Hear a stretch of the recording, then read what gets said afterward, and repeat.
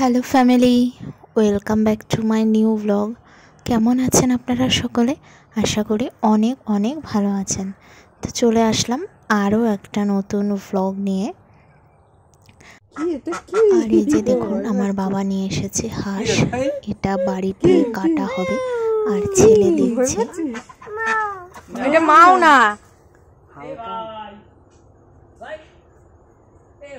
খাবারটা। তো হাঁসের মাংসটা বাড়িতেই কেটে দিয়েছে। আর এই যে দেখুন, হাঁসের পেটে ডিমও হয়েছে।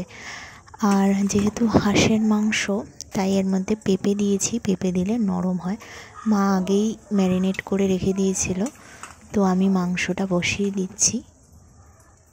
শীতকালে হাঁসের মাংস খেতে ভালোই লাগে, ভীষণ টেস্ট হয়।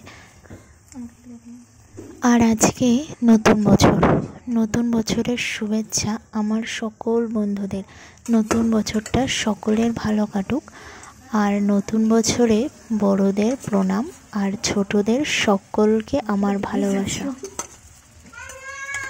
আর হাঁসের মাংস কাদের কাদের প্রিয় কমেন্টস করতে কিন্তু একদম ভুলবেন না।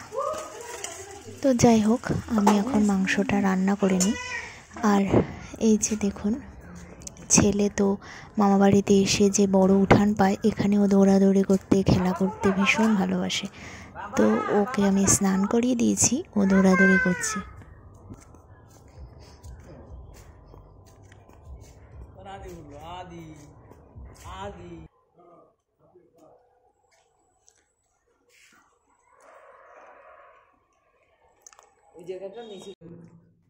আর দেখুন, আমি এখন দুপুরে খাবার দাবার বেড়ে দিয়েছি, মাও হেল্প করছে।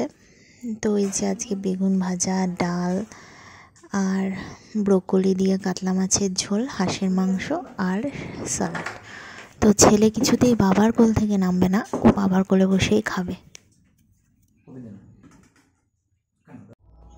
এরপর হয়ে গেছে সন্ধ্যা, ছেলে ঘুম থেকে উঠে গেছে, আমি ওকে একটু দুধ ভাত খাইয়ে দিচ্ছি।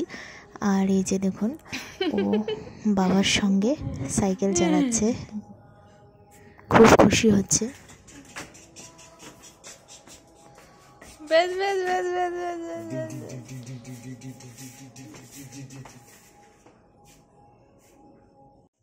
এরপর আমরা হয়ে গেলাম রেডি। আমি রেডি হয়েছি, এই যে মা ছেলেকেও রেডি করে দিয়েছে। তো টুপি পরো। একবেলার জন্যই আসলাম, চলে যাচ্ছি।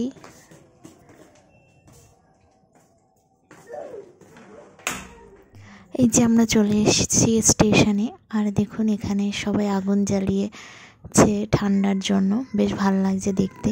ছেলেও দেখছে বসে। তো আজকের ব্লগটা এই পর্যন্তই। আপনাদের কেমন লাগলো অবশ্যই কমেন্টস করবেন। এখন টাটা।